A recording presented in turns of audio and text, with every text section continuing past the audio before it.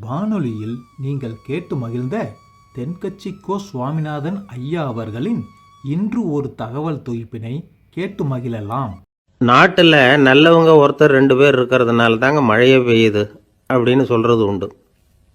நல்லார் ஒருவர் உளரேல் அவர் பொருட்டு எல்லாருக்கும் பெய்யும் மழை. சில சமயம் ரொம்ப பேர் திடீர்னு நல்லவங்களாகிடுவாங்க போல இருக்குது. அதனால தான் விடாமல் பேய் மழையாக கொட்டி தீர்த்துடுது. எல்லாரும் நல்லவங்களாகிட்டா உலகமே தாங்காது போல இருக்க. அப்பப்போ ஒருத்தர் 2 பேர் நல்லவங்களாகணும். அப்போ தான் சீராக மழை பெய்யும். மாதத்துக்கு 3 பேர் நல்லவங்களானா மாதம் மும்மாரி பொழியும். இதெல்லாம் வேடிக்கை பேச்சு. இப்போ இதெல்லாம் ஒரு பக்கம் இருக்கட்டும். இப்போ விஷயத்துக்கு வருவோம். ஒரு கும்பலில் நல்லவன் யார் அப்படிங்கிறத எப்படி கண்டுபிடிக்கிறது? இதுக்கு ஒரு வேடிக்கை கதை உண்டு. என்னுடைய நண்பர் ஒருத்தருக்கு அவங்க பாட்டியம்மா சொன்ன கதையும் அது. அது என்ன கதைன்னா, ஒரு ஊரில் ஒரு சமயம் பலமான மழை பெய்ய ஆரம்பிச்சுட்டு தான். இடி மின்னல் ரொம்ப கடுமையாக இருந்திருக்குது. ஆரம்பித்த மழை வர வர கடுமையாக ஆகிட்டு இருக்குதே தவிர நிற்கிற பாடாக தெரியல. ஊர் ஜனங்கள்லாம் பார்த்தாங்க. இதுக்கு மேலேயும் வீட்டு உள்ள இருந்தால் ஆபத்துங்கிறத புரிஞ்சுக்கிட்டாங்க. ஏன்னா வீடெல்லாம் இடிஞ்சு விழுந்துருமோங்கிற பயம். உடனே எல்லாரும் புறப்பட்டு ஊருக்கு பொதுவாக இருந்த ஒரு மண்டபத்தில் போய் தங்கிக்கிட்டாங்க. மின்னல் கடுமையாக இருந்தது. இடி எந்த நேரத்துலையும் விழலாம்ங்கிற நிலைமை. எப்போ விழலாம்னு பார்த்துக்கிட்டு இருக்குது. அந்த மண்டபத்தில் இருந்த ஜனங்கள் மனசுக்குள்ள ஒரு பயம். நம்ம கூட்டத்தில் யாராவது ஒரு கெட்டவன் பாவம் பண்ணவன் இருந்தால் கூட இடி இந்த மண்டபத்தில் விழுந்துரும். அது எல்லாருக்கும் ஆபத்து அப்படின்னு நினச்சாங்க. சரி, இதுக்கு என்ன பண்ணலாம் அப்படின்னு யோசனை பண்ணாங்க. அந்த கூட்டத்தில் ஒரு பெரியவர் இருந்தார். அவர் ஒரு யோசனை சொன்னார். இதோ பாருங்க, அதுக்கு ஒரு வழி இருக்குது.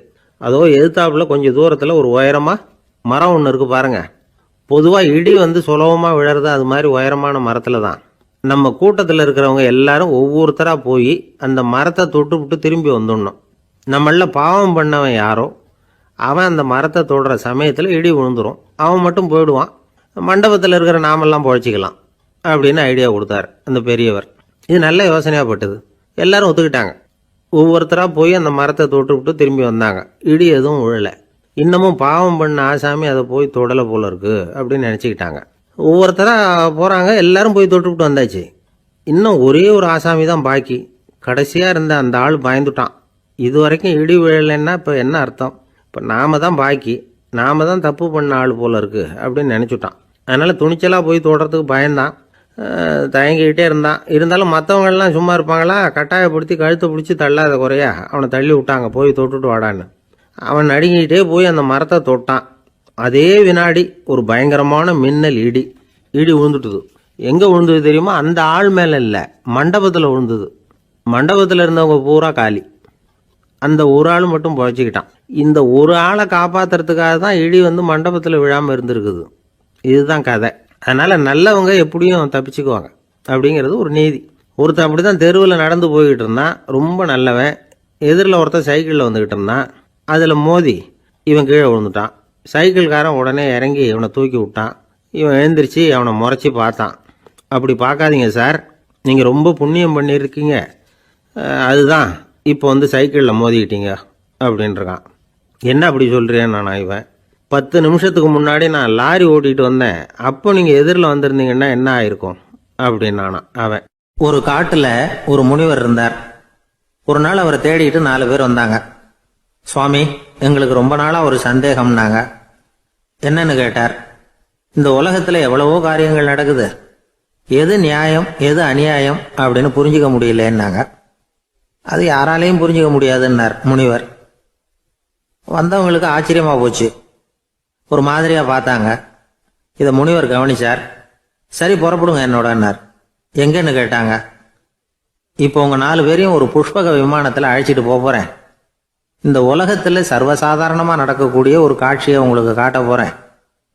நீங்கள் பார்க்க போகிற அந்த காட்சி நியாயமா அநியாயமா அப்படிங்கிறத என்கிட்ட சொல்லணும். நீங்கள் சரியான பதில் சொன்னால் புஷ்பக விமானத்தில் தொடர்ந்து பிரயாணம் பண்ணலாம். தவறான பதில் சொன்னால் இந்த புஷ்பக விமானம் உங்களை கீழே தள்ளி விட்டுரும் அப்படின்னார். 4 பேருக்கும் பயந்தான். இருந்தாலும் முனிவர் கூப்பிடுறாரு அப்படின்னு சொல்லி புறப்பட்டாங்க. அவங்க எல்லாரும் புறப்பட்டு ஒரு காட்டு வழியாக போய்கிட்டு இருக்கிறாங்க. புஷ்பக விமானத்தில் அங்கே நடக்கிற ஒரு காட்சியை காட்டுறார் முனிவர். அதோ அங்கே பாருங்கன்னார். அந்த விமானத்தில் இருந்தபடியே எல்லாரும் கீழே குனிஞ்சு பார்க்குறாங்க.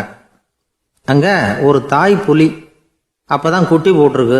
குட்டிகளை ஈன்ற உடனே பசிக்கு இறை தேடி அந்த பக்கமாக வருது. அதே நேரம் ஒரு தாய் மான், அதுவும் அப்போ தான் குட்டி போட்டிருக்கு. அதுவும் இதே மாதிரி குட்டிகளை ஈன்ற உடனே பசிக்கு இறை தேடி அந்த பக்கமாக வருது. இப்போ அந்த புலி அந்த மானை அடித்து போட்டுடுது. அதுவும் சாப்பிடுது, குட்டிகளுக்கும் கொடுக்குது. இப்போ அந்த புலிக்குட்டிகள் முகத்தில் மகிழ்ச்சி, தாயை இழந்த அந்த மான் குட்டிகள் முகத்தில் துக்கம். இப்போ அந்த முனிவர் 4 பேர்கிட்டையும் கேட்குறார், நீங்கள் இங்கே பார்த்தீங்களே, இதில் எது நியாயம் எது அநியாயம்? ஒவ்வொருத்தராக சொல்லுங்க. உங்கள் பதில் சரியில்லைன்னா இந்த விமானம் உங்களை கீழே தள்ளி விட்டுரும், சொல்லுங்க பார்க்கலாம்னார். முதல்ல ஒருத்தன் சொன்னான், அந்த புலி செஞ்சது சரிதாங்க, அது பசிக்கு அதுதான் ஆகாரம், தன்னுடைய பசிக்கு தானே இறை தேடிக்கிட்டுது, அதில் என்ன தப்பு, அவ்வளவுதான், அதனால் புலி செஞ்சது நியாயம்தான் அப்படின்னா. அவ்வளவுதான், அந்த விமானம் அவனை அப்படியே கீழே தள்ளி விட்டுட்டுது. அதனால் அவன் கொடுத்த பதில் சரியில்லை அப்படிங்கிறது புரிஞ்சு போச்சு. இப்போ 2வது ஆள் சொன்னான், புலி செஞ்சது பாவம், அந்த தாய்மான் என்ன தப்பு பண்ணிச்சு, இப்போ அந்த குட்டிகளுக்கு யார் ஆதரவு, அதனால் புலி செஞ்சது அநியாயம் அப்படின்னா. அவ்வளவுதான், அவனையும் கீழே தள்ளி விட்டுட்டுது அந்த விமானம். இந்த பதிலும் சரியில்லை அப்படின்னு ஆயிட்டுது. இப்போ 3வது ஆள் வந்தான். முதல்ல 2 பேர் கீழே விழுந்ததை பார்த்துக்கிட்டு இருந்தான். அதனால் அவன் சொன்னான், ரெண்டுமே நியாயம்தாங்க, புலி இறை தேடினதும் இயற்கை, அதுக்கு மான் இறையானதும் இயற்கை, அதனால் இதில் ஒன்றும் தப்பு இல்லைன்னா. அவ்வளவுதான், அவனையும் அந்த விமானம் கீழே பிடிச்சி தள்ளி விட்டுது. இப்போ 4வது ஆள் வந்தான். முனிவர் கேட்டார், நீயாவது சொல்லுப்பா, இந்த செயலில் எது நியாயம்னார். அவன் தெளிவாக பதில் சொன்னான். அதாவது என்ன சொன்னான்னா, எனக்கு தெரியல அப்படின்னா. அவனை விமானம் கீழே தள்ளல, சௌரியமாக அழைச்சிட்டு போட்டுது. இவனும் பிரயாணம் சௌக்கியமாக பண்ணானா. ஆக இதுதான் சரியான பதிலுங்கிறத முனிவர் உணர்த்தினார். இந்த கதையிலிருந்து நாம் புரிஞ்சுக்க வேண்டியது என்னன்னா, இந்த உலகத்தில் எவ்வளவோ காரியங்கள் நடக்குது, அதெல்லாம் ஏன் அப்படி நடக்குதுங்கிறதுக்கு எப்பேற்பட்ட பண்டிதராலும் பதில் சொல்ல முடியாது. தெரியாததை தெரியாதுன்னு ஒத்துக்கிட்டா வாழ்க்கை பிரயாணம் சுகமாக இருக்கும். அதனால் தேவையில்லாத விஷயங்களை புரிஞ்சுக்கிறதுக்கு நேரத்தை செலவு பண்ணிகிட்டு இருக்கக்கூடாது, வாழ்க்கையை குழப்பிக்க கூடாது. வாழ்க்கைக்கு தேவையானது என்னவோ அதை மட்டும் புரிஞ்சுக்கிட்டா போதும். இந்த காலத்து ஆள் ஒருத்தன் ஒரு பெரியவரை தேடி வந்தான். ஐயா, ஒரு சந்தேகம்னா. என்ன உன்னுடைய சந்தேகம்னார். பகுத்தறிவுன்னா என்ன, விதின்னா என்ன அப்படின்னு கேட்டான். இதுக்கு அவரு, இப்போ உன்னுடைய வலது காலை தூக்குன்னார். தூக்கினான். சரி, இப்போ உன்னுடைய வலது காலை கீழே இறக்காம உன்னுடைய இடது காலையும் தூக்குன்னார். தூக்கினான். பொத்துன்னு கீழே விழுந்துட்டான். பெரியவர் சொன்னார், உன்னால் ஒரு காலை தூக்க முடிஞ்சுது, அதுதான் பகுத்தறிவு. 2 கால்களையும் ஒரே சமயத்தில் தூக்குனா அடிபடும், அப்படிங்கிறது தான் விதி அப்படின்னு விளக்கம் கொடுத்தார். இவன் தன்னுடைய விதியை நொந்துக்கிட்டே இடுப்பை பிடிச்சிக்கிட்டு அங்கேருந்து நடந்து போயிட்டான். ஒரு பெரிய அரசன் இந்த உலகம் பூராவையும் ஆண்டுகிட்டு இருந்தான். ரொம்ப காலம் அப்படி அரசாட்சி பண்ணிக்கிட்டு இருந்தான். திடீர்னு அவனுக்கும் சில எதிரிகள் முளைச்சாங்க. அவங்கெல்லாம் ஒன்று சேர்ந்து இவனை தோற்கடிச்சுட்டாங்க. தோற்று போனதும் இவனுக்கு பயம் வந்துட்டுது, எங்கே எதிரிகள் நம்ம கொண்டுடுவாங்களோ அப்படின்னு. வெளியில் வந்தால் தனக்கு ஆபத்துன்னு பயந்துக்கிட்டு யாருக்கும் தெரியாமல் ஒரு குகைக்குள்ளே போய் பதுங்கி கிடக்கிறான். நிலைமையை பாருங்கள். முதல் நாள் அரண்மனையில் அதிகாரம் பண்ணிக்கிட்டு இருந்தவன் மறுநாள் குகையில் பயந்து போய் பதுங்கி கிடக்கிறான். ராத்திரி நேரம் வந்தது, பசி வயத்தை கிள்ளுது, பிச்சை எடுத்து சாப்பிட வேண்டிய நிலைமை. பிச்சை எடுக்கிறதுக்கு பாத்திரம் வேணுமே, என்ன பண்ணுறது அப்படின்னு அங்கேயும் இங்கேயும் பார்க்குறான். ஒரு மூலையில் யாரோ விட்டுட்டு போனால் ஒரு ஓடு கிடக்குது. அதை எடுத்துக்கிட்டு புறப்பட்டான். இருட்டில் வழி புரியல. ஏதோ ஒரு யூகத்தில் காலை மெதுவாக எடுத்து வச்சு நடந்து போயிட்டுருக்கிறான். வழியில் ஒரு கருப்பு நாய் படுத்து கிடந்தது. இருட்டில் அவன் இது கண்ணுக்கு சரியாக தெரியல, அவனுக்கு தவறி போய் காலை வச்சுட்டான்.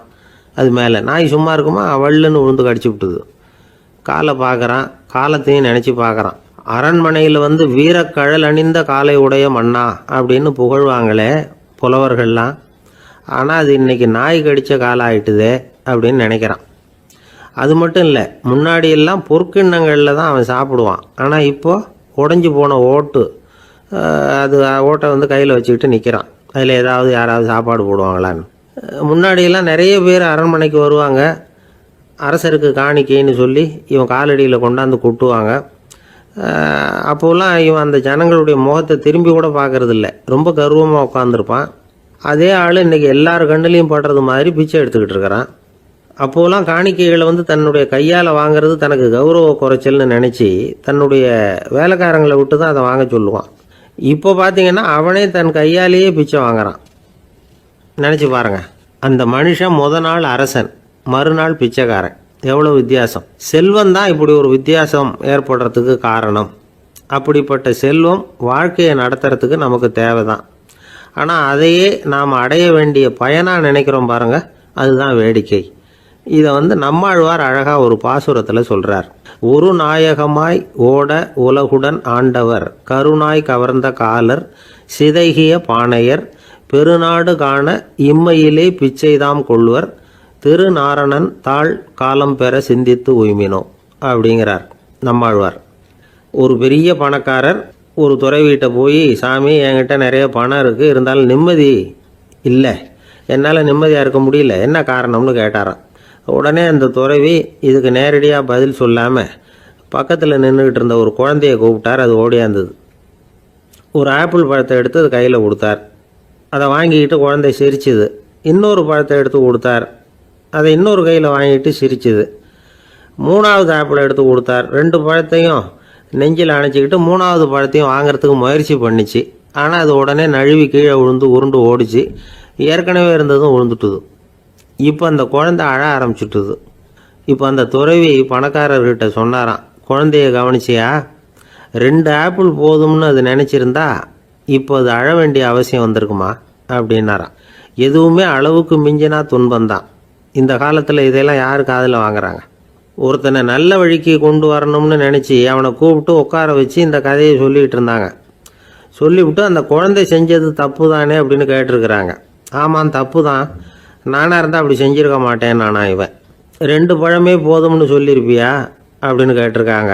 அப்படி இல்லைங்க, அவர் கொடுக்க கொடுக்க ஒவ்வொரு பழமாக வாங்கி பின்னாடி வச்சுட்டு மறுபடியும் கையை நீட்டுவேன் அப்படிங்கிறானா. இவெல்லாம் எந்த காலத்தில் திருந்துறது? ஒரு ஊரில் ஒரு கோயில் இருந்தது. ரொம்ப பழைய கோயில். உள்ளே போகிறதுக்கே பயமாக இருக்கும். எந்த நேரத்தில் இடிஞ்சு விழுந்துருமோ அப்படிங்கிற பயம். அப்படி இருந்ததுனால யாரும் துணிஞ்சு சாமி கும்பிடுறதுக்கு அங்கே போகிறதில்ல. கோயிலுக்கு வர்ற கூட்டம் கொஞ்சம் கொஞ்சமாக குறைய ஆரம்பிச்சுட்டுது. கோயில் நிர்வாகிகள் எல்லாரும் கூடி உட்காந்து பேசினாங்க. என்ன பண்ணலாம்னு யோசனை பண்ணாங்க. எந்த இடம் மோசமாக இருக்கோ அந்த இடத்த பழுது பார்த்தாங்க. அங்கே எங்கே வர்ணத்தை பூசி கொஞ்சம் அழகுபடுத்தி பார்த்தாங்க. ஏதோ இந்த ஊரில் கோயில்னு ஒன்று இருக்குது, அது மக்களுக்கு தெரியணும் அப்படிங்கிறதுக்காகத்தான் இப்படிலாம் பண்ணாங்க. இருந்தாலும் கோவில் இருக்கிற நிலைமை மக்களுக்கு தெரியும். அதனால் அங்கே வர்றது குறைச்சிக்கிட்டாங்க அவங்க. ஒரு கட்டத்தில் யாருமே வர்றதில்லை. நிலைமை அந்த அளவுக்கு ஆயிட்டுது. மறுபடியும் கோவில் நிர்வாகிகள் கூட்டம் நடந்தது. இந்த கூட்டம் கூட கோயிலுக்கு உள்ளே நடக்கலை, இடிஞ்சு விழுந்துருமோங்கிற பயம்.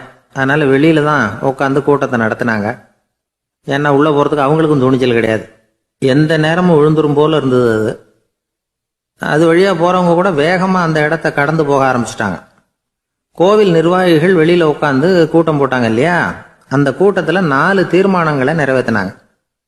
அது என்ன 4 தீர்மானம்னா, முதல் தீர்மானம், இந்த கோவிலை இடிப்பது அப்படிங்கிற முடிவை இந்த கமிட்டி மிகவும் வருத்தத்துடன் ஏற்றுக்கொள்ளுகிறது அப்படின்னு நிறைவேற்றினாங்க. இதுக்கு பதிலாக இன்னொரு கோவிலை உடனடியாக கட்டி முடிச்சுடணுங்கிறது 2வது தீர்மானம். 3வது தீர்மானம் என்ன தெரியுமா? பழைய கோவிலின் கதவுகள், அதிலிருந்து பிரித்து எடுக்கிற செங்கல், இதையே புது கோவில் கட்டுவதற்கு பயன்படுத்தி கொள்ள வேண்டியது. பழைய கோவில் இருந்த மாதிரியே அதே வடிவத்தில் புது கோவிலையும் கட்ட வேண்டியது. பழைய கோவிலின் அஸ்திவாரத்தை அப்படியே வச்சுக்கிட்டு அதுக்கு மேலே நாம் கோவிலை கட்டிக்க வேண்டியது. இதுதான் 3வது தீர்மானம். இதையும் கமிட்டி முழு மனசோட ஏற்றுக்கிட்டது. இது வரைக்கும் சரி. இப்போ அந்த கமிட்டி 4வதாக ஒரு முக்கியமான தீர்மானத்தை கொண்டுகிட்டு வந்து அதையும் ஏகமனதாக நிறைவேற்றி விட்டது. அது என்ன தீர்மானம்னா, புதிய கோவில் கட்டி முடிக்கிற வரைக்கும் பழைய கோவிலை இடிக்கிறதில்லை அப்படிங்கிற தீர்மானம். எப்படி இருக்குது பாருங்க இது. பழசை இடிக்காத வரையில் அதே இடத்துல புதுசாக எப்படி கட்ட முடியும்? பல விஷயங்களில் நாம் நடந்துக்கிற முறையும் இப்படி தான் இருக்குதான். வாழ்க்கையில் முன்னேறணும்னு ஆசைப்படுவோம். அதே நேரத்தில் அந்த முன்னேற்றத்துக்கு எது தடையாக இருக்கோ அதை விட்டு விடுறதுக்கும் மனசு வராது. வெளிநாட்டில் ஒரு பெரிய விருந்து நடந்துக்கிட்டு இருந்துதான். எல்லாரும் மது கோப்பையும் கையுமா அலைஞ்சிக்கிட்டு இருக்கிறாங்க. ஒருத்தர் மட்டும் கையில் எதுவும் இல்லாமல் ரொம்ப நல்ல பிள்ளையா சாதுவா ஒரு ஓரமாக தனியாக உட்காந்துருக்கிறார். அவர்கிட்ட நெருங்கி வாங்க மது சாப்பிடலாம் அப்படின்னு கூப்பிட்டாங்களாம். என்னை வற்புறுத்தாதீங்க, நான் என் மனசுக்குள்ள உறுதியாக தீர்மானம் பண்ணிவிட்டேன் அப்படின்னாராம். என்ன தீர்மானம் பண்ணியிருக்கீங்க அப்படின்னு கேட்டிருக்காங்க. ஏற்கனவே முழு போதையில் இருக்கும் பொழுது மறுபடியும் மது கோப்பையை தொடரதில்லை அப்படின்னு தீர்மானம் பண்ணியிருக்கேன் அப்படின்னாராம். ஒரு ஊரில் ஒரு பெரியவர் இருந்தார். ஒரு நாள் அவரை தேடி ஒருத்தர் வந்தார். ஐயா, நான் கடவுளை பரிபூர்ணமாக நம்புகிறேன் அப்படின்னார். சரி, அந்த நம்பிக்கை உனக்கு எப்படி வந்ததுன்னு கேட்டார் இவர். அவர் சொல்ல ஆரம்பித்தார். ஐயா, எனக்கு கல்யாணம் ஆகி 10 வருஷம் ஆச்சு. ஆனாலும் குழந்தை பாக்கியம் இல்லை. அதுக்கு என்ன காரணமாக இருக்கும்னு நான் யோசனை பண்ணிகிட்டு இருந்தப்போ நண்பர் ஒருத்தர் ஒரு ஆலோசனை சொன்னார். உனக்கு மதப்பற்று இல்லை, எந்த கடவுளையுமே நம்ப மாட்டேங்கிற, அதுதான் காரணம். கடவுளை நம்பு, உனக்கு குழந்தை பாக்கியம் கிடைக்கும் அப்படின்னார்.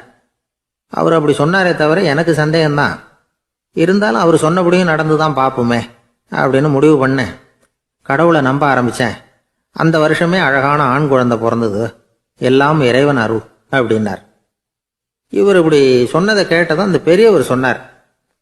நீ சொல்றதெல்லாம் சரிதான். இருந்தாலும் இந்த காலத்தில் எந்த ஒரு காரியமாக இருந்தாலும் அதை சோதனை செஞ்சு பார்த்துட்டு தான் ஒரு முடிவுக்கு வந்து சேர முடியும். அறிவுபூர்வமான முடிவு அதுவாக தான் இருக்கும். அறிவியல் சோதனைகள் அப்படித்தான். ஒரு குறிப்பிட்ட விஷயத்தை பற்றி எத்தனை தடவை சோதனை பண்ணாலும் ஒரே முடிவு தான் கிடைக்கணும். அதுதான் சரியா இருக்கும். அதனால இப்போ மறுபடியும் ஒரு சோதனைன்னார். என்ன செய்யணும் அப்படின்னு கேட்டார் இவர். கடவுள்கிட்ட ஒரு பெண் குழந்தை வேணும்னு கேளு. முதல்ல ஆண் குழந்தையை கொடுத்தது மாதிரியே இப்போ ஒரு பெண் குழந்தையையும் கொடுக்குறாரா பார்க்கலாம் அப்படின்னார். சரின்னு சொல்லி இவர் அதே மாதிரி முயற்சி பண்ணினார். அதுக்கப்புறம் அவர் இந்த பெரியவர்கிட்ட வரவே இல்லை. கொஞ்ச காலம் கழிச்சு இவரே அவரை தேடிட்டு போய் கதவை தட்டினார். அவர் கதவை திறந்தார். என்ன ஆச்சு, கடவுள் கண் திறந்தாரா அப்படின்னு கேட்டார். அவர், அந்த சமாச்சாரம்லாம் நமக்கு வேணாம் சார். முதல் தடவை அது ஏதோ தற்செயலா ஏற்பட்ட ஒரு சாதகம். இப்போ நீங்கள் 2வது தடவை சொன்ன பிறகு தினமும் கடவுளை வேண்டிக்கிட்டு தான் இருக்கிறேன், ஒன்றும் நடக்கலை அப்படின்னார் ரொம்ப விரக்தியா. ஒரே ஒரு தோல்வியில் உங்கள் நம்பிக்கையெல்லாம் பறந்து போயிடுது பார்த்தீங்களா அப்படின்னார் அந்த பெரியவர். எல்லாம் நல்ல விதமாக நடக்கிற வரைக்கும் நம்பிக்கை, எதிர்பார்த்தது தோல்வியில் முடிஞ்சுட்டுதுன்னா அவநம்பிக்கை. மற்றவர்கள் பேரில் வைக்கிற நம்பிக்கை எந்த நேரத்திலையும் விவகாரமாகி விடக்கூடிய சாத்தியம் உண்டு. நாம் நம்பிக்கை வைக்க வேண்டியது நம்ம கிட்ட தான். நமக்குள்ள இருக்கிறார் கடவுள். எனவே நம்ம பேரில் நாம் வைக்கிற நம்பிக்கை தான் உண்மையான கடவுள் பக்தி. நிபந்தனையற்ற நம்பிக்கையாக அது இருக்கணும். எல்லாம் நல்லபடியாக நடந்துகிட்டு இருந்தா எந்த முட்டாளுக்கும் நம்பிக்கை வரத்தான் செய்யும் அப்படிங்கிறது ஒரு பெரியவர் கருத்து. தியானத்தின் மூலமாக தான் உனக்குள்ள ஆழமாக தோண்டுனா உன்னுடைய அடி ஆழத்தில் நம்பிக்கை வந்து அப்படி ஊற்றெடுக்கும், அதை பார்க்க முடியும் அப்படிங்கிறது பெரியவர்கள் சிந்தனை. ஒரு குழந்தை அப்பாவை பார்த்து என்னப்பா பண்ணுறேன்னு கேட்டுதான். பிரார்த்தனை பண்ணிட்டு இருக்கிறேன்னாராம் அப்பா. பிரார்த்தனை பண்ணுனா என்ன கிடைக்கும் அப்படின்னு கேட்டுதான் குழந்தை. எல்லாம் கிடைக்கும் அப்படின்னாராம் அப்பா. நீ வச்சிருக்கிறிய பேனா அது கூட கிடைக்குமான்னு கேட்டுதான் குழந்தை. ஓ, கிடைக்குமேன்னு இருக்கார். அப்படின்னா அந்த பேனாவை என்கிட்ட கொடுத்துரு, நீ பிரார்த்தனை பண்ணி வேற பேனா வாங்கிக்கோ அப்படின்னு தான் அந்த குழந்தை. ஒரு நாள் ஒரு 10-15 பள்ளிக்கூடத்து பிள்ளைங்க தேடிட்டு வந்தாங்க. உங்களை பார்த்துட்டு தான் போகணும், அதுக்காக தான் வந்திருக்கோம்னாங்க. என்ன விஷயம்னு கேட்டோம். நாங்கள்லாம் கூடி ஒரு முடிவு பண்ணியிருக்கிறோம், அதை உங்ககிட்ட சொல்லணும் அப்படின்னாங்க. அதுவும் ஒரு வாண்டு பையன் அதை சொன்னான். என்ன முடிவு அது அப்படின்னு கேட்டோம் ரொம்ப ஆர்வமாக. அதை இப்போ சொல்ல மாட்டோம், எங்களுக்கு பிடிக்கிற மாதிரி ஏதாவது ஒரு தகவல் சொன்னால் அதுக்கப்புறம் நாங்கள் அதை சொல்கிறோம் அப்படின்னா அந்த வாண்டு பையன். சரி, சின்ன பையன்கிட்ட இன்றைக்கி வசமாக மாட்டிக்கிட்டோம் அப்படின்னு நினச்சிக்கிட்டு அவங்களுக்கு தகுந்த மாதிரி ஒரு கதை சொல்ல ஆரம்பித்தோம். அது என்ன கதைன்னா, ஒரு பெரிய காடு, அதில் பலவிதமான மிருகங்கள். அந்த காட்டுக்கு ஒரு சிங்கம் தான் ராஜா. எப்பவும் காட்டுக்கு அது தானே ராஜா. ஒரு பெரிய யானைக்கு இது பொறுக்கலை. என்ன இது, எப்போ பார்த்தாலும் இங்கே சிங்கத்துக்கே ராஜா பதவி கிடைக்குது, நான்லாம் எவ்வளவு பலசாலியாக இருக்கிறேன், அப்படி இருந்தும் எனக்கு அந்த பதவி கிடைக்கலையே அப்படின்னு தனக்குள்ளே பொறுமிக்கிட்டே இருந்தது. ராஜா பதவியை நினச்சி ரொம்ப ஏக்கம், அதுக்கு பதவி மோகம். இந்த சமயம் பார்த்து ஒரு குள்ள நெறி கூட்டம் அதை தேடிட்டு வந்தது.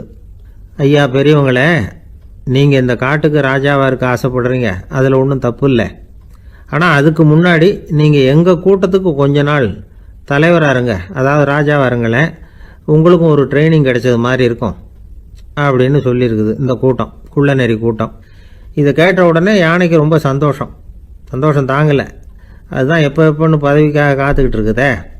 இருந்தாலும் கொஞ்சம் பிகுவோட, சரி நீங்கள்லாம் இவ்வளோ தூரம் என்னை தேடிட்டு வந்து கேட்கறதுனால மறுக்க முடியல அப்படின்னு ரொம்ப ஏதோ அவளுக்கு சிரமப்பட்டு ஒத்துக்கிறது மாதிரி ஒத்துக்கிட்டது. ஏதோ உங்கள் ஆசைக்கு கட்டுப்படுறேன், கொஞ்ச நாள் உங்கள் கூட்டத்துக்கு ராஜாவாக இருக்கிறதுக்கு சம்மதிக்கிறேன் அப்படின்னுது. உடனே அந்த யானை ராஜ நட போட ஆரம்பிச்சிட்டுது. யானை சாதாரணமாக நடந்தாவே எப்படி இருக்குங்கிறது நமக்கு தெரியும். அதுவே ராஜ நடந்தால் எப்படி இருக்கும் கற்பனை பண்ணி பாருங்கள். யானை முன்னாடி கம்பீரமாக போய்கிட்டு இருக்குது, தலைவர் இல்லையா, அதனால் குள்ள நரிகள்லாம் ரொம்ப அடக்கமாக அது பின்னாடி அணிவகுத்து போயிட்டு இருக்குது. ராஜா வாழ்க, மன்னர் வாழ்க அப்படின்னு கோஷம் வேற. யானைக்கு தலைகால் புரியல, அவ்வளவு சந்தோஷம். அந்த யானைக்கு செருக்கு, ஆணவம் எல்லாம் ஏற்பட்டு போச்சு. அதுக்கப்புறம் அது தரையை பார்க்குமா, நிமிர்ந்து நடக்க ஆரம்பிச்சுட்டுது. தரையை பார்க்குறதே இல்லை. அப்படி போயிட்டுருக்கிறப்போ ஒரு சதுப்பு நிலத்தில் திடீர்னு காலை வச்சுட்டுது. அவ்வளோதான், கால் உள்ளே போட்டுது. இன்னொரு காலை எடுத்து வச்சுது, அதுவும் உள்ளே போட்டுது. அந்த 2 காலையும் எடுக்கிறதுக்காக அடுத்த 2 காலையும் அழுத்துச்சு, அதுவும் உள்ளே போக ஆரம்பிச்சுட்டுது. இப்போ 4 காலம் வசமாக சேத்துல அழுந்தி போச்சு, எடுக்க முடியல. குள்ள நரிகள்லாம் அதை சுற்றி சுற்றி வந்தது. சிலது சுற்றி நின்று டான்ஸ் ஆட ஆரம்பிச்சுட்டுது யானையை பார்த்துட்டு. இதை யானை பார்த்தது. என்ன இது தலைவர், நான் தவிச்சிக்கிட்டு இருக்கிறேன், தொண்டர்கள்லாம் சுற்றி நின்று வேடிக்கை பார்த்துக்கிட்டு இருக்கிறீங்க, டான்ஸ் ஆடுறீங்க அப்படின்னு கேட்டுதான். தொண்டர்களே, தலைவர் நான் தவிச்சிக்கிட்டு இருக்கிறது உங்களுக்கு தெரியலையா? இப்போ உடனே உங்கள் தலைவரை காப்பாற்ற வேண்டியது உங்கள் கடமை இல்லையா அப்படின்னு கத்துச்சான் அந்த யானை. குள்ள நரிகளில் ஒன்று முன்னாடி நின்று அந்த யானையை பார்த்து தான், தலைவரே எங்களுக்கு ரொம்ப நாளாக ஒரு ஆசை, அந்த ஆசையை நிறைவேற்றிக்கிறதுக்காக தான் உங்களை எங்கள் தலைவராக ஏற்றுக்கிறோம்னு சொன்னோம் அப்படின்னு தான். என்ன ஆசைன்னு கேட்டிருக்கு யானை.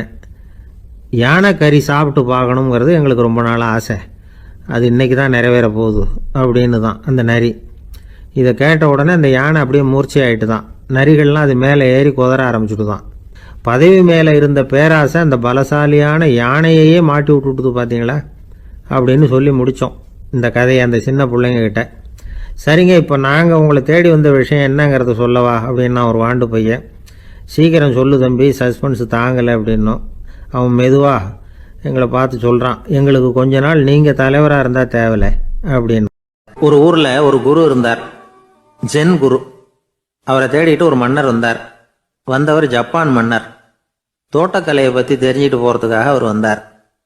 எப்படி தோட்டம் அமைக்கிறது அப்படிங்கிறத பற்றி அந்த குரு விவரமாக சொல்லி கொடுத்தாரு. 1 நாள் 2 நாள் இல்லை, 3 வருஷம் கற்றுக் கொடுத்தார். அதுக்கப்புறம் சொன்னார், நான் கற்றுக் கொடுத்துட்டேன், இனிமேல் நீங்கள் போகலாம், போய் தோட்டம் அமைக்கலாம், அதுதான் உங்களுக்கு பரிசை. தோட்டம் அமைச்ச பிறகு சொல்லி அனுப்புங்க, நான் வந்து பார்க்குறேன். நீங்கள் இங்கே என்னவெல்லாம் கற்றுக்கிட்டீங்களோ அதையெல்லாம் அங்கே செயல்முறையில் செஞ்சு காட்டுங்க அப்படின்னு சொல்லி அனுப்பி வச்சார். மன்னர் போனார். அரண்மனைக்கு பக்கத்திலேயே ஒரு பெரிய தோட்டத்தை உண்டு பண்ணினார். அழகான மரங்களையும் செடிகளையும் உருவாக்கினார். கிட்டத்தட்ட 1000 தோட்டக்காரர்களை பயன்படுத்தி 3 வருஷங்கள் முயற்சி பண்ணி அந்த அழகான தோட்டத்தை உருவாக்கினார். குருகிட்ட இருந்து செய்தி வந்தது, நாளைக்கு வந்து தோட்டத்தை பார்க்குறேன் அப்படின்னு. மன்னர் உடனே சுறுசுறுப்பாயிட்டார். முதல் நாளே தோட்டத்தை சுத்தப்படுத்தினார். ராத்திரி பூரா யாரும் தூங்கலை. எல்லாருக்கும் தோட்டத்தை ஒழுங்குபடுத்துகிற வேலை. அது அந்தந்த இடத்துல ஒழுங்காக இருக்குதா அப்படின்னு சரி பார்த்தாங்க. ஒரு தவறும் இல்லாத வகையில் அதை ஒழுங்குபடுத்தினாங்க. மறுநாள் குரு வந்தார், தோட்டத்தை பார்த்தார். அவருக்கு கோபம் வந்துட்டுது. மன்னருக்கு ஆச்சரியம், எப்பவும் சிரிச்சுக்கிட்டே இருக்கிறவர் இப்போ எப்படி இருக்கிறாரு அப்படின்னு. மெதுவாக குரு கிட்ட போய், எல்லாம் சரியாக தானே இருக்குது அப்படின்னார். எல்லாம் சரிதான், ஆனாலும் எங்கே அந்த பொன்னிற காற்று அப்படின்னார். உதிர்ந்த இலைகள், பொன் மஞ்சள் நிற இலைகள் காற்றில் அப்படி புரண்டு ஓடுவதை நான் பார்க்க முடியவில்லையே அப்படின்னாராம். அது இல்லாமல் இந்த தோட்டம் உயிரோட்டம் உள்ளதா இருக்காது, இதில் பாடல் இல்லை, ஆடல் இல்லை, அதெல்லாம் இல்லாமல் இந்த தோட்டம் ரொம்பவும் செயற்கையாக தெரியுதேன்னாராம். மன்னர் இப்போதான் யோசனை பண்ணார். கீழே கிடந்த காஞ்சி போன இலைகள் மட்டும் இல்லை, மரத்தில் இருந்த காஞ்சி போன இலைகளையும் அப்புறப்படுத்தி சுத்தமாக வச்சிருக்கிறார். இறப்பும் வாழ்க்கையினுடைய ஒரு பகுதி தான். மரணம்ங்கிறது வாழ்க்கைக்கு எதிரானது அல்ல, அதை நிரப்பும் ஒரு பகுதி தான் அது. மரணம் இல்லையில் வாழ்க்கையே இல்லை அப்படிங்கிறது பெரியவங்க கருத்து. இப்போ அந்த தோட்டம் அழகாக தான் இருக்குது, இருந்தாலும் அது ஒரு ஓவியம் மாதிரி உயிர் இல்லாமல் இருக்கு. குரு ஒரு வாளியை கையில் எடுத்துக்கிட்டார். தோட்டத்தை விட்டு வெளியில போனார். ஏற்கனவே வீசி எறிந்த அந்த சருகுகளை எல்லாம் அள்ளி கொண்டுகிட்டு வந்தார். உள்ள எல்லா இடங்கள்லயும் அதை வீசினார். உடனே காத்து அந்த காய்ந்த சருகுகளையும் பழுத்த இலைகளையும் அசைக்க ஆரம்பிச்சுட்டுது. இப்போ அங்க சலசல சத்தம், சங்கீதம், இலைகளின் நடனம், ஓவியம் மாதிரி இருந்த அந்த தோட்டத்துக்கு இப்போ உயிர் வந்துட்டுது. இதுதான் அந்த பொன்னான காற்று அப்படின்னாராம் குரு. மன்னருக்கு புரிஞ்சுது. மிகப்பெரிய ஜென் கேள்வி ஒன்று உண்டு. உம்மான் அப்படிங்கிற ஒரு பெரிய குருவை பார்த்து துறவி ஒருத்தர் கேட்டாராம், இலைகள் எல்லாம் கீழே விழுந்து மரங்கள் மொட்டையாக இருக்கும் பொழுது என்ன நடக்கும்? இதுதான் கேள்வி. இதுக்கு உம்மான் சொன்ன பதில் பொன்னான காற்று, தி கோல்டன் விண்ட் அப்படின்னாராம். இதுக்கு என்ன விளக்கம்னா, உன்னுடைய எண்ணங்கள் எல்லாம் உன்னுடைய மனசிலிருந்து கீழே விழுந்து உனது உள்ளுணர்வானது மொட்டையாக நிற்கும் நிலைதான் அது. உனது வேர்களின் அருகில் காற்று வீசுகிறது. எல்லா எண்ணங்களும் உன்னிலிருந்து வெகு தூரத்துக்கு புரண்டு கொண்டே சென்று விடுகிறது. நீ அவற்றை கடந்து விட்டால் நீ அவைகளுக்கெல்லாம் மேலெழுந்து கீழே பார்ப்பவனைப் போல நிற்க ஆரம்பித்து விடுவாய். அதுதான் தியானம் என்பது அப்படின்னு சொல்றாங்க. தியானம்ங்கிறது எண்ணத்துக்கு எதிரானதில்ல. தியானம்ங்கிறது எண்ணங்களை கடந்து செல்வதுதான். அதுக்கப்புறம் நாம பொன்னிற காற்றுல ஆட ஆரம்பிச்சிருவோம். இதுதான் பெரியவர்கள் சொல்றது. என்கிட்ட ஒருத்தர் தோட்டம் அமைக்கணும்னு யோசனை கேட்டு வந்தார். எல்லாம் சொல்லி கொடுத்தேன். செடிகள்லாம் செழிப்பா வளரணும்னா வேர் காயாம பார்த்துக்குங்க, தினமும் தண்ணி விடுங்க அப்படின்னு சொல்லி அனுப்பி வச்சேன். ஒரு மாசம் கழிச்சு ஒரு தோட்டத்தை பார்க்கறதுக்காக போனேன். போய் பார்த்தா எல்லா செடியும் வாடி கிடக்குது. என்னங்க இப்படி பண்ணிவிட்டீங்கன்னு.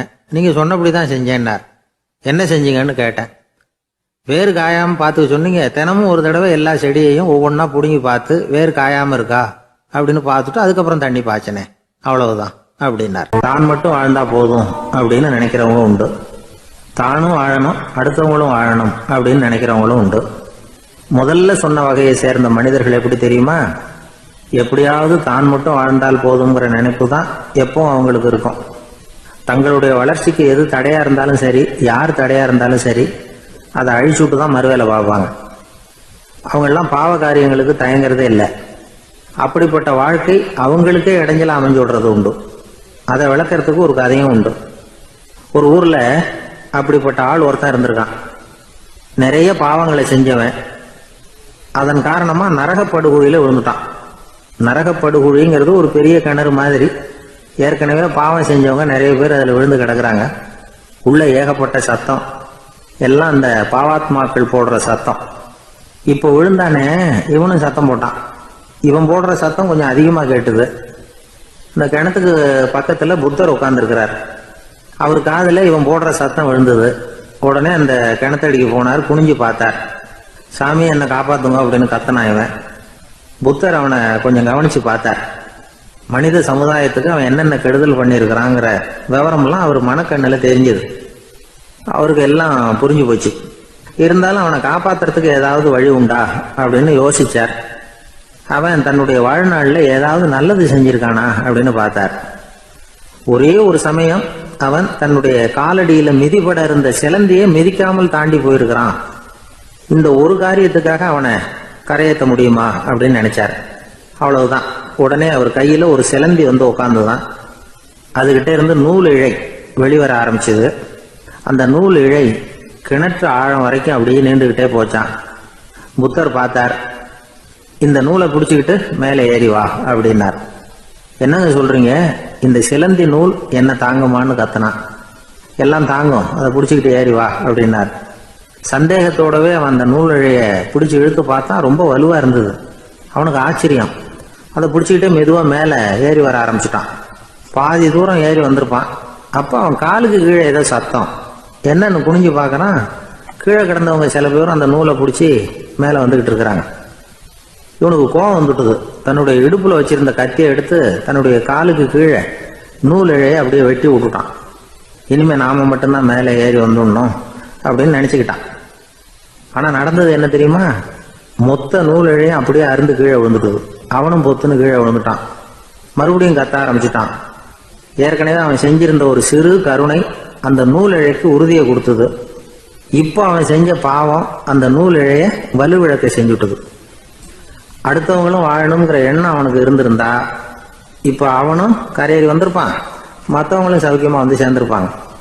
அதனால் நாமும் வாழணும், அடுத்தவங்களும் வாழணும் அப்படின்னு நினைக்கிறவன் வாழ்க்கையில் சீக்கிரம் முன்னுக்கு வந்துடுவான். ஒருத்தன் ஒரு டாக்டர் கிட்ட போனான், மருந்து வாங்கினான், வாங்கி கொண்டாந்து பேசாமல் வச்சுட்டான், சாப்பிடல. அப்புறம் எதுக்காகப்பா போய் அவர்கிட்ட மருந்து வாங்கினேன் அப்படின்னு கேட்டாங்க. டாக்டர் வாழணும் இல்லையா, அதனால தான் அப்படின்னா. அவர் கொடுத்த மருந்து நீ ஏன் சாப்பிடல அப்புறம் அப்படின்னு கேட்டாங்க. நான் வாழணும் இல்லையா, அதுக்காக தான் அப்படின்னா.